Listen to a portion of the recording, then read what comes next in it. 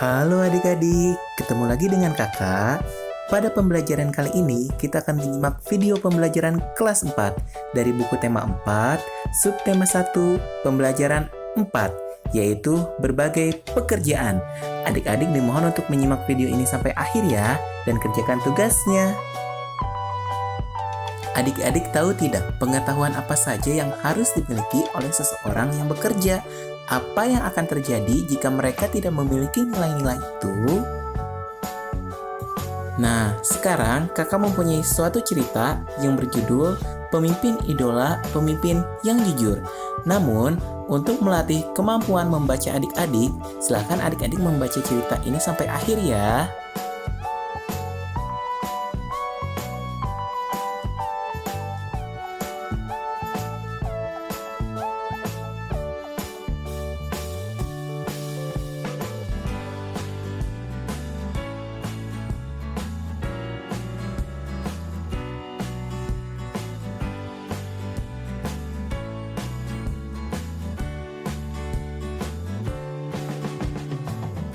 Setelah adik-adik membaca cerita tersebut, marilah kita jawab pertanyaan-pertanyaan berikut ini. Yang pertama, siapa saja tokoh pada cerita di atas? Jawabannya, aku, Ida, Gugut, Butati, dan teman yang lainnya. Yang kedua, siapa yang mengikuti ulangan matematika? Jawabannya, aku, Ida, Gugut, dan teman yang lain. Lalu, pertanyaan yang ketiga, apa yang dilakukan Gugut pada saat ulangan? Jawabannya, Gugut berusaha mencontek dari Ida. Lalu pertanyaan yang keempat, apa yang dilakukan Ida ketika Gugut meminta jawaban? Jawabannya, Ida tidak memberikan jawaban yang diminta Gugut. Lalu pertanyaan yang kelima, mengapa Ida tidak mau membantu Gugut? Jawabannya, menurut Ida, memberikan contekan merupakan perbuatan tidak jujur. Dan pertanyaan yang terakhir, hal-hal baik apa yang bisa kamu ambil dari cerita di atas?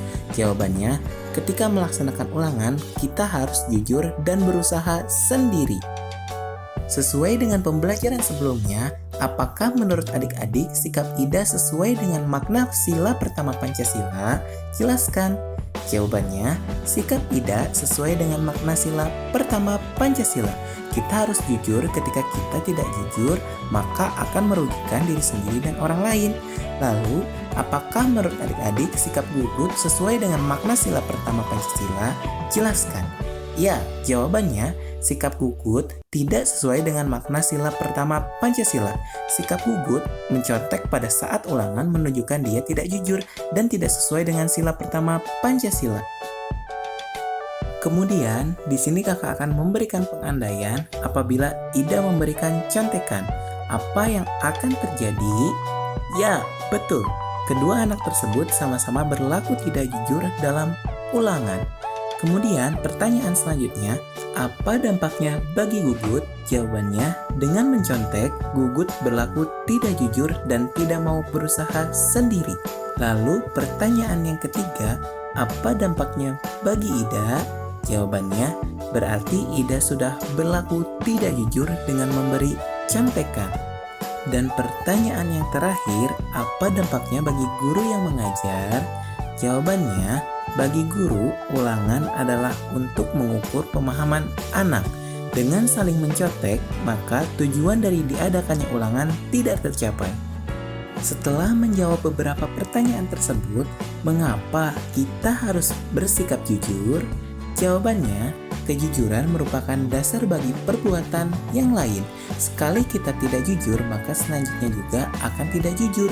Selain itu, tidak jujur juga merugikan diri sendiri dan orang lain. Kemudian, apa yang akan terjadi jika kita tidak jujur? Jawabannya, apabila kita tidak jujur, berarti kita sudah melakukan korupsi kecil-kecilan. Dengan tidak jujur, kita tidak akan dipercaya oleh teman lagi. Perlu diingat oleh adik-adik, sila pertama mengajarkan bahwa pemeluk agama harus taat dengan aturan agamanya. Setiap agama pasti mengajarkan pemeluknya untuk berbuat jujur. Sikap tidak jujur akan membawa dampak bagi diri kita dan orang lain. Semua orang harus jujur, termasuk orang-orang yang bekerja. Benar kata Ida, mungkin tindakan tidak jujur ketika sekolah adalah mencontek, dan tindakan tidak jujur ketika sudah bekerja bisa korupsi atau mengambil hal yang bukan miliknya.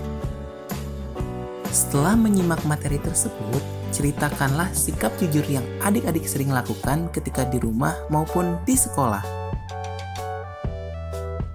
Sekian pemaparan materi pada video pembelajaran kali ini. Tetap semangat dan jaga kesehatan. Sampai jumpa di video selanjutnya ya. Bye-bye.